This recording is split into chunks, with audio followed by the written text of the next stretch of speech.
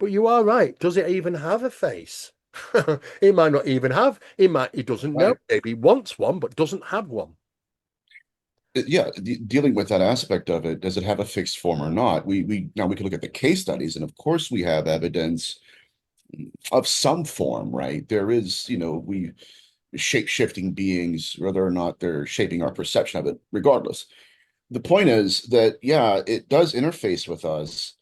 And getting back to the idea of sigilization, which is so strange because a lot of the phenomenon is following a certain occult theory proposed by a guy named Austin Osgood Spar. And I guess he was the creator of the term sigilization. He created that.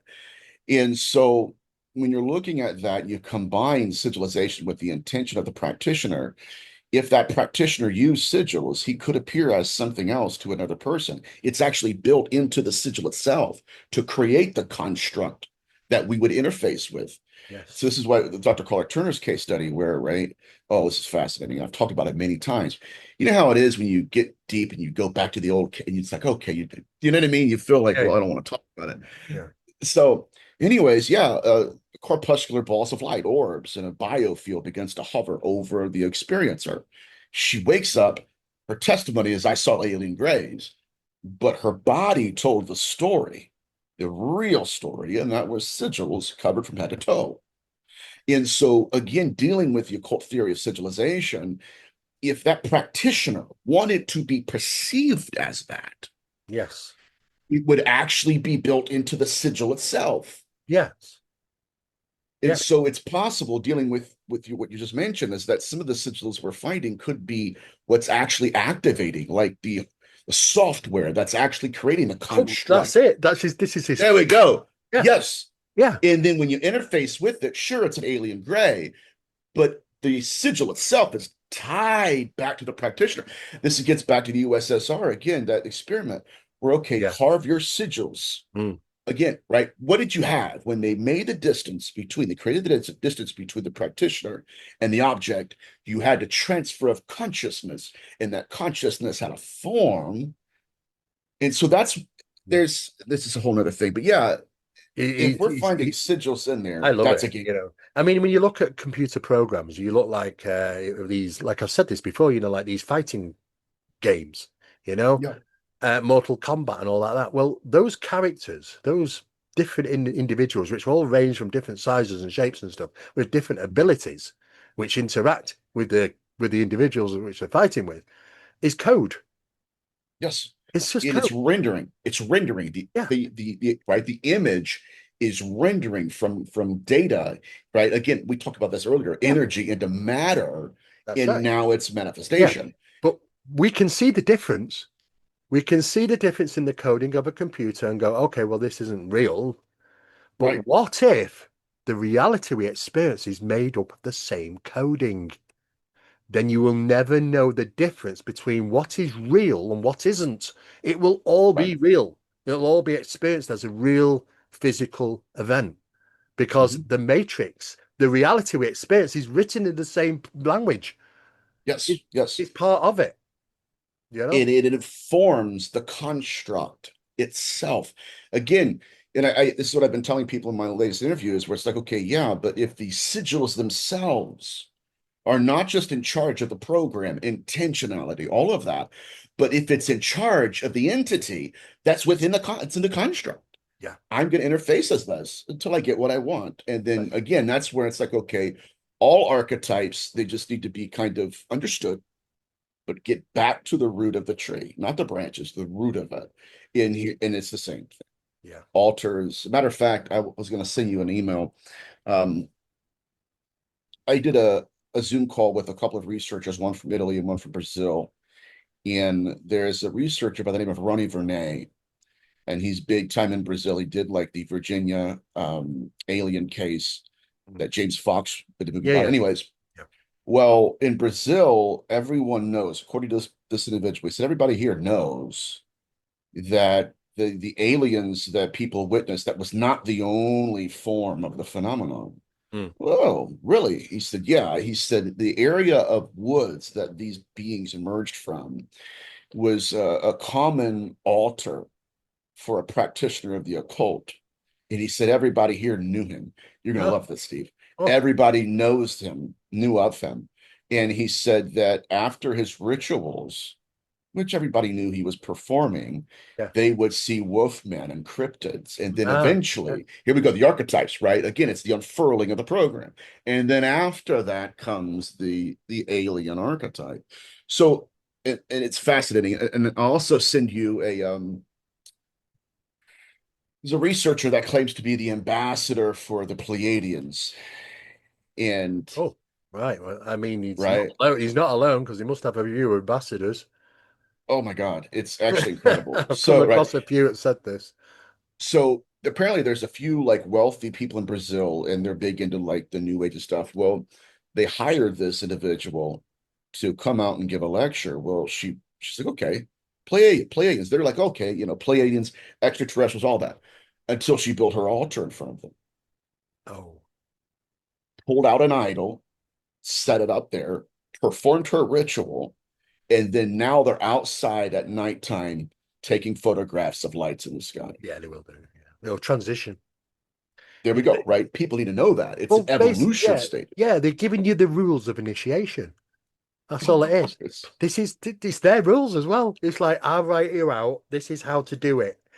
Please practice it, and you go ahead and do it. You know what I mean? And then you're getting all sorts of different things. It is interesting when you talk about that because I heard some very interesting information and communications with people in India, Yeah. and they had very similar stuff to the point where that the Dogman, which we initially thought was European, well, it isn't, because it's in America. And then we thought, oh, it's just America and Europe. Then no, it's in Australia.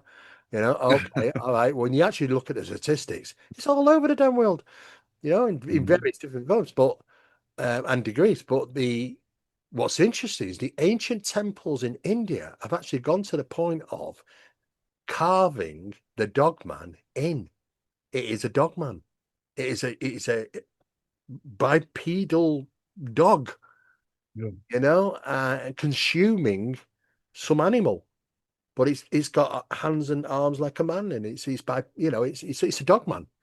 And what carving's doing on ancient temples, which are 2,000 year old in India, and it's not one. There's numerous of these things. So you Yeah. think to yourself, yeah, look, they've all been at it all over the damn world. It's very curious. They wanted to know. I mean, humanity is always going to be the same. We just cannot help prodding the lion.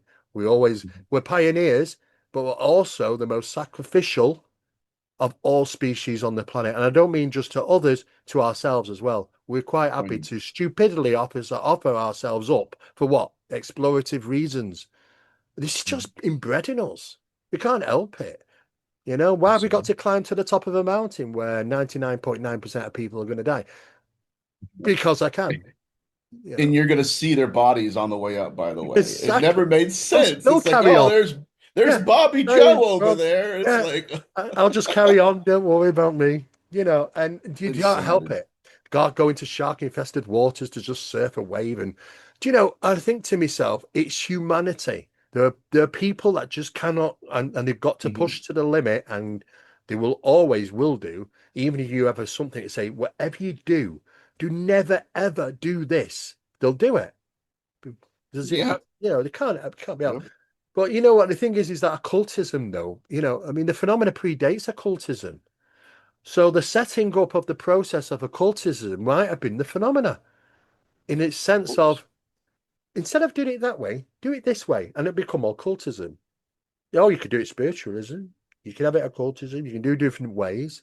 You know, you Mhm. can pray to the sun god or the moon god or whatever. But as long Mhm. as you give it a name and give it in your mind this intent, thank you very much. Because the blood worship is Yeah, all about intent. It's all about intent. It's about complete. it There's is. nothing more you can give but blood. If you're willing to Oh say, yeah. tell you what, I'll take a needle, I'll extract some blood, and I'll give it you as an offering. You talk about the devil and you're writing your name in blood, I'll sell my soul. There's nothing more than that intent, is there really?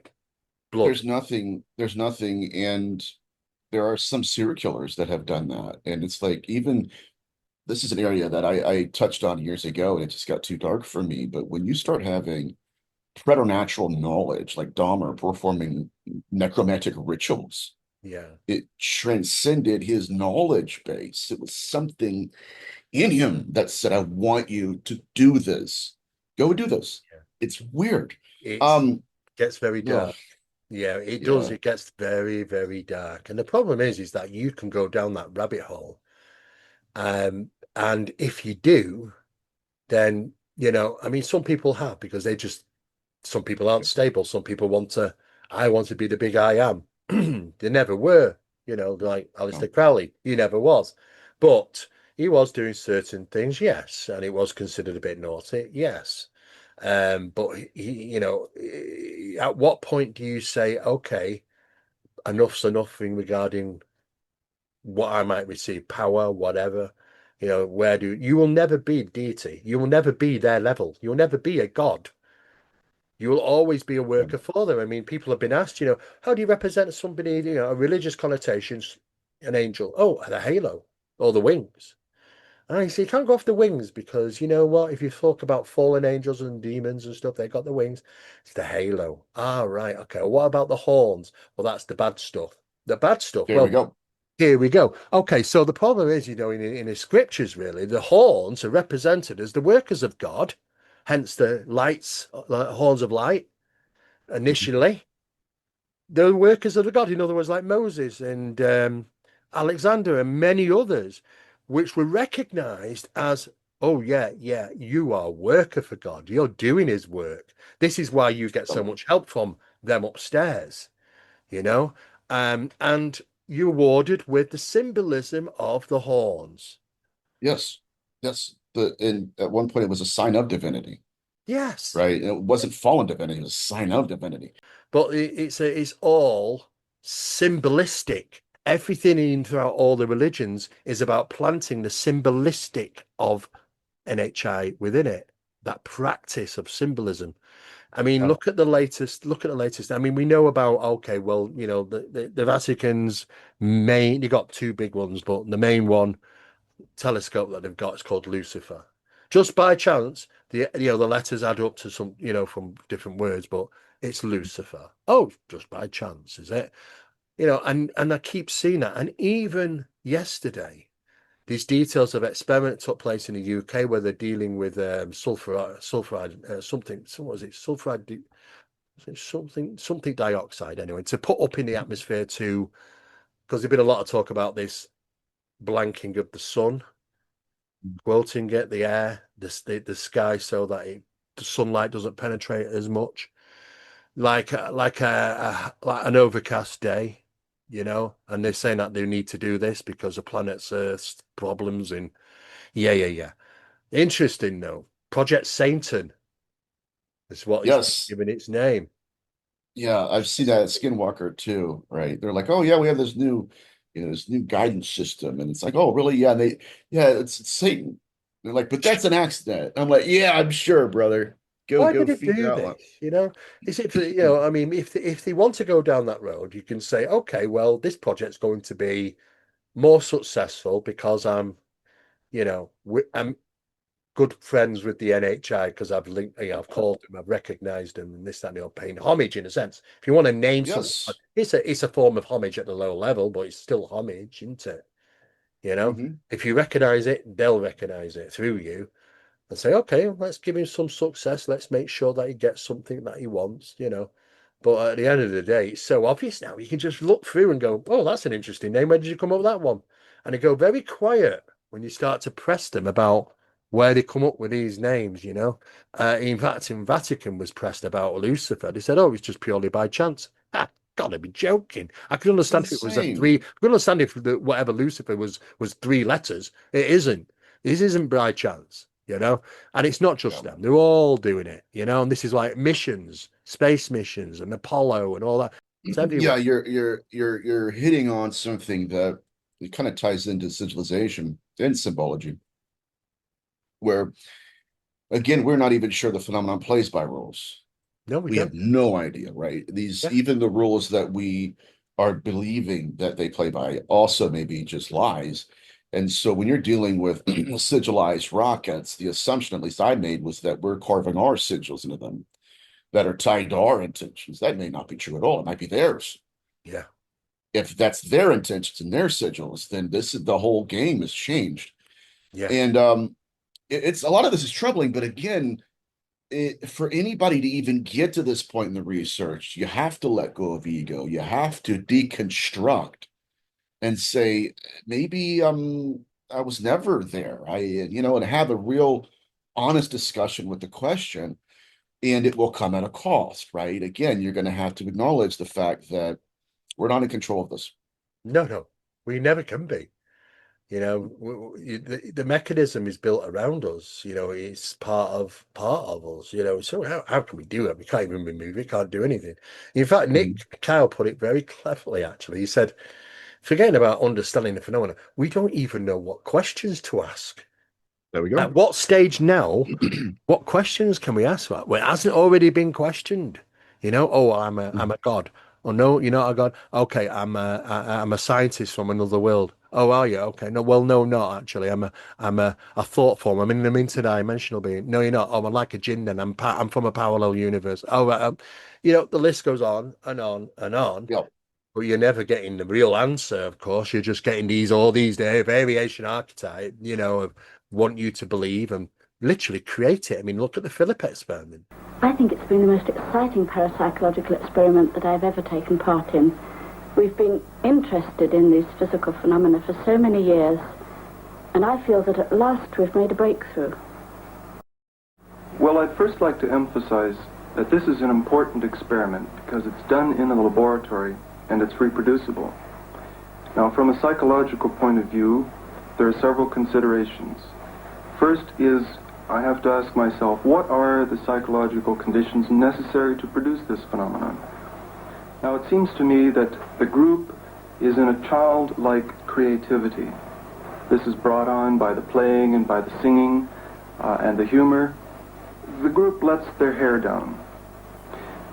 As opposed to the adult who says, this phenomenon can't be done because it's against the laws of physics, the child simply says, if I want to do it, it can be done. Is it some type of concentration of energy, or is it an elaborate defense mechanism against some deep-seated unconscious conflict? Third, the group is involved in a joint feeling of mutuality. Each member almost intuitively senses the other person and their feelings, and as such, it has important overtones in various group programs. And I'm sure they've done others we're not hearing about, but the Philip Oh yeah. experiment was success. It literally created an archetype, like a tulip pot, in a sense of speaking. It can be created, Yeah. but who's at the driving wheel? Are we created it? There we go. Or have we just done the transposition triangle? Yes. To You help know? it render, to help it incarnate an archetype. And Yes. again, this goes back to something we talked about the other session was like ghosts. These archetypes aren't seen because they exist. They exist It's because they're seen. seen. Yes. And when the phenomenon seeks to incarnate the archetype, it will nudge. Here, come and look at me. Come here and look at me. Right. And this is something I put in my book, right? It's like that may not even exist. Mm. It's an extension. It's a forced replica of reality that's tailored to your personal neurology. You are right, absolutely. That's how I'm seeing it. And I'm seeing like a lot of the orb phenomena, or not just orb phenomena, but light phenomena in Yep. various different shapes and forms, because it covers all various different subjects, which seemingly seem to be the same thing. Might be different sizes and wattage and stuff like that, but it seems to be the same thing. Is it's like the key of construction. It's like that is the predecessor to manifestation. Yes. Tends to be the predecessors of manifestation. So, what is that? Are you actually dealing directly with the program there for it Mhm. to create what it wants to create for you? Because that seemingly be the balls of light, Yes. predecessor to UFOs, balls of light, predecessor to paranormal phenomenon manifestations, and many other things, even cryptids. Yeah. You Yeah. know, You You're good. You triggered my memory again. So yeah, tulpas, what are they? What is pre-incarnation? What is the pre-archetype? And when you're looking at the idea of a tulpa, a thought form, originally it was thought, right, to be a thought form. And then people realized, no, it's actually forming the thought. Yes. Yeah. That becomes a thought form. Yeah. And so again, it's this aspect of co-creating whatever the phenomenon is to us. And there you can get into Jungian uh, symbology and everything, but there is this other argument that says, well, and I've heard researchers say this, and I believe it's lazy, just speaking transparently.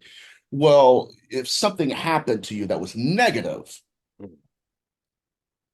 that's your interpretation of it, and you made that happen. And so there seems to be a confusion of, okay, we help create the archetype, Yeah. not their intentions with No, us. that's it. That is a lie that we need to just We get really rid do. of. It's absolutely pointless having that, you know. We're It's getting stupid. confused with it all, bogged down with it all, you know. Have you ever come across where, I mean, I've heard stories of this, but I don't actually know if it's been successful about the Iranian abduction phenomena and the power of prayer as a deterrent. Now, Ah, I knew I knew you were going to do that because you must have given it some thought. You would have heard about it, and the thing yeah, is that are we being played again? In the fact that does it yeah. actually do something, or does it want us to believe it does something? Oh, so this is a big one. That's the elephant in the room, isn't it, Steve? So It's a here's the tricky one. deal. I've had a Zoom call in the past with a guy that's a big proponent of that theory. And he's like, we need to hop on a podcast. And I'm like, no, we don't. Hmm. It's one of those aspects, right, Steve, where Yeah, it's like, yeah, yeah, okay, no. Well, his theory was that, and this is primarily most of demonology, and I'm talking about people who are literate in demonology, yeah, right? Not people like, how it is. Well, why don't you say this, Steve? yeah. Nathaniel, why don't you mention this? It's like, that's not even demonology. That's not even family Christian bookstore demonology. So we wouldn't even be able to have that kind of conversation. But he and I are talking about it. He's like, we had so many amount of cases where this has worked. I said, okay, what about the cases where it made it worse? The ones you don't hear about. It's always the ones you never hear about. Right. And the phenomenon, it wasn't like the phenomenon didn't want, like, for instance, okay, I'm talking about Ted Rice. And Ted Rice abducted along with his grandmother. They did some very evil, sinister things to them. It first showed up, according to his conscious memory. He stayed the night at her house. In the middle of the night, he hears a disembodied voice call him by name. Already freaky, like not good. Yeah, And so the grandmother rather, starts rebuking it. And she was very theologically literate. The Lord rebuke you. I rebuke you in the name of Jesus and everything. And he's crying underneath the covers, and he asks the grandmother, what was that? That was the devil, son. Go back to sleep. I rebuked it. We're good. That's what the phenomenon wanted them to remember. yeah, Why would it lie? yeah. Right? Mm. So then about 25, 30 years later, Ted has his own psychic group going on. He's a very gifted individual, which the phenomenon often targets, as you well know. Yep. And he's starting to have PTSD symptoms. He doesn't know what's going on, nightmares, it's the whole lot. He goes to a lady named Barbara Bartholic and Dr. Carla Turner. They both of them get him into memory regression sessions, and you see where the phenomenon just wiped his conscious memory. And now it wasn't just rebuke, you're good, we're gone, that's the devil. That was the program. Yeah. What actually happened was they were taken against their will, and they were trying to copulate with the grandmother. The grandmother looks at the entity and says, I've on here with another program. I've only been intimate with one man, and that's my deceased husband. Oh, give me a second. Goes into one room, comes back out as a deceased husband. That's it. Yep. And here she goes. They try to do something to Ted. She stands in between the two. And Mm. again, I rebuke you in the name of Jesus. The Lord rebuke you. Those are two theological references. The third one, you're going to go back to hell where you belong. Number one, didn't work. Laughed at her and told her, there is no hell, lady. And because you stood in my way, I'm going to put something in your head. You've just lost your life. The next morning, which again, Ted remembers this Yeah. part. Grandmother wakes up. They all get together to go out to lunch. She has a massive brain aneurysm and dies in the backseat of the car. Now, my question to this researcher was, no. It's what they wanted him to forget. Terrible. Yeah. Right? What they wanted him to forget was the fact that, yeah, that model is completely wrong. What they wanted him to remember is exactly what you're telling me, which is that it's completely right. Yeah. And I asked him that, and his answer said everything I needed to know. Well, I believe that's a lie. Yeah. Oh, they're lying. Yeah. Of course. So that's a very uncomfortable question. And people that, again, if they only know those cases where it was successful and don't know the cases where it's like, oh, okay, that was completely ignored, and they made it a point that they did not only did that not work on them, Yeah. hell doesn't exist, and you're dead. Thank you for playing the game. You've played the game. It's completely set up there. The thing is, there'll be people with various different belief systems, and they'll try and fit it in to resolve a situation. Now, that could be through religion, and say, okay, well, I'm going to pray to sort of God to get rid of this or to help me with this. Of course, put your intent into this to make a change. That intent might make a change, but it's how you think about that change and how is it doing it. Is that consciousness of altering, because consciousness can alter reality. We know that. Right. Yeah. Is it that? And all they've done is they've just slightly changed the program rather than, oh, I'm intelligent and I'm not going to do that to you now. No, you've done it yourself. We've got more control than we think, but don't think we've got control over the result. You've got control over the system that's creating the result. Absolutely. Yeah. You're in control of the co-creation of the interface. That's it. Not the intention of the archetype. No. So you're wasting your time dealing with that, then, aren't you, really? Yeah, you are. You get to a point like we are where it's like, oh, these are cute. Very cool mask. Get out of my way. Let's actually deal with the data. And I need to make a caveat here, because people hear what they want to hear. And slowly, like these conversations regarding the name of Jesus, they usually, not with us, obviously, but with other researchers I've spoken to about this subject matter, it devolves into the following.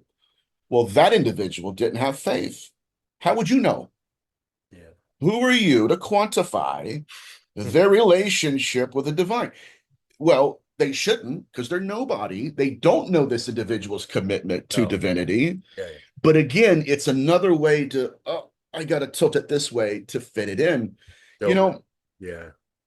It's frustrating. And again, getting back to my point regarding people who hear what they want to hear. When I say that, okay, the entity said there wasn't a hell, that doesn't mean it said, okay, there's not a afterlife or a bad afterlife for people. It's more theologically accurate in the sense that, okay, that's Dante's Inferno version of hell. Let's get back to the real concept of it. And so what's frustrating is a lot of these entities, it's the same thing like with Malachi Martin. It took me years to realize this too, where he just performed an exorcism successfully. He goes back home to his quarters, wakes up to 4 shadow figures saying the Lord's Prayer backwards. Made no sense to me till I got a hold of Kabbalistic demonology. The Lord's Prayer is based mostly on Egyptian anyways. It's fascinating. But till I got a hold of Malachi, Kabbalistic version of exorcisms where they would say the Lord's Prayer begin or forward and backward. And so the program's doing is, you knocked on my door, Malachi. Yeah. And people read that, they don't understand it. I didn't either. But my point is that the name thing is, it's difficult because people sense, again, they're so tied to that worldview where if you say, okay, but what if that's not the case? I'm not denying, who knows about that? What I'm saying is there's something wrong with that model of the phenomenon only. It doesn't mean that Israel didn't exist 2,000 years ago, right? You see how it just goes down. You deny this, you're denying everything else, I believe. That's not what I'm saying. No. No, it's exactly, it goes right back through time. But I mean, it's presented through the phenomena of that time, that era, that belief system, those individuals writing, and we can't help it. It's even worse now because now we have the spread of it stuff into the internet, which tells Yeah. you this is the way, this is how to do it. And the problem is that even I know that they're wrong. I mean, I can just give you a typical example. They've been coming out recently and saying talking about the dog whistle, the UFO dog whistle. Yeah. Okay. Yeah. Oh, well, it's a specific I know the frequency, but it's a specific frequency that we push out and it attracts UFOs. Well, let me just get this straight. There are several frequencies you can push out will attract UFOs. Absolutely. Mhm. In certain key locations, of course. I mean, try doing that in your bedroom flat or your apartment in the middle of a city. You know what I mean? It's geologically specific, of course. They're not going to tell you that. The thing is though, because it's happened sometimes, it's like, oh, it's a dog whistle. So they put it out. Yes, we know what the UFO dog whistle. We can't tell you anymore, but we've got a UFO dog whistle. Yeah, okay, put it to the test. It's likely most of the time is not, but sometimes it will. So what is that? Mhm. Is that mean, okay, well, sometimes you're going to gather their attention, sometimes you're not. Do you need a dog whistle? No. What all you need to do is be on your damn home in a place where there's nobody else around in their location, and you could be getting more than a sighting. You know what I mean? So Mhm. the thing is that someone somewhere will say, this is the mechanism. This is how to do it. This is what works. And it's not. It's just Mhm. because, okay, well, did you take, because I asked the question, who's doing the experiments? Oh, well, we can't tell you, but this particular person. All right. Have you taken him into consideration? So, well, equipment in people's different hands is different results. Do you not know that in the parapsychological sense? Well, no, we're not factored him in. Oh, well, now you have a problem because now your statistics are just throw it in the bin. You've got to do it all again. This has to be like that's Ned the first reader. Everybody knows that. And the problem is, if we're dealing with, again, we're dealing, it seems to be like, even in my field, not my field, but even people that are saying it's not demons, it is, or primarily people that it is, when I have conversations with them about demonology, they don't know the very grassroots of it. They don't know anything about it. Yeah. And that's equally as frustrating because what we're dealing with are people that are placeholders, that are monikers, there seem to be influencers in these fields that, oh yeah, they're at the helm of this. It's like, no, they're not. They're not even knowledgeable. Like they're not even, you know what I mean? Yeah. It's the same thing with ufology, where, and this is what I talked about at the awakening, where, yeah, of course they're going to try to deconstruct hybridism. Of course. Again, it's just this idea that, well, I'm the guy, I'm going to tell you guys this, and you actually talk to them, they don't know anything about No, anything, and they're just almost industry plants. I think I think part of this program has a section, a complete section. Imagine just you're walking through this door and you're into another warehouse, and all they do with deception, Yeah. right? And every day there's something. It's about, yeah, no, let's tell them the opposite. Let's make them think this. Let's make them think that. Everything but the direction they need to go in. And the problem is that we're fed this, not just by for other people, because phenomena feeds people, people feed people. Before you know it, you indulge yourself into a world of nonsense because of, well, this guy wrote it, so it must be true. Oh, I read it on a piece Oh, of paper. Oh, I've seen it on TV, so there it's true. The problem is that no, most of the time it isn't. And right. that's the problem, because you can't take that as verbatim. You got to say, well, where do you get your data from? Well, through experiments, through tests, repeatable testings. You've got to do it. The scientific approach is the best way to deal with it, but it's not perfect because science gets it wrong, because science thinks we can always look at it and attend to it in a scientific manner and be no, because some of it is outside the realms of scientific understanding. So we can only do so much. I mean, a parapsychologist can only do much. An astrologist can, or whatever, or an astrophysicist can.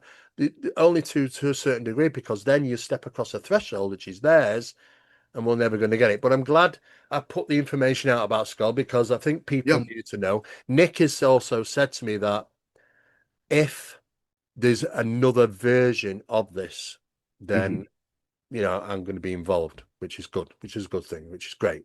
happened. Be new Because, data. well, we stopped the NHI communications in.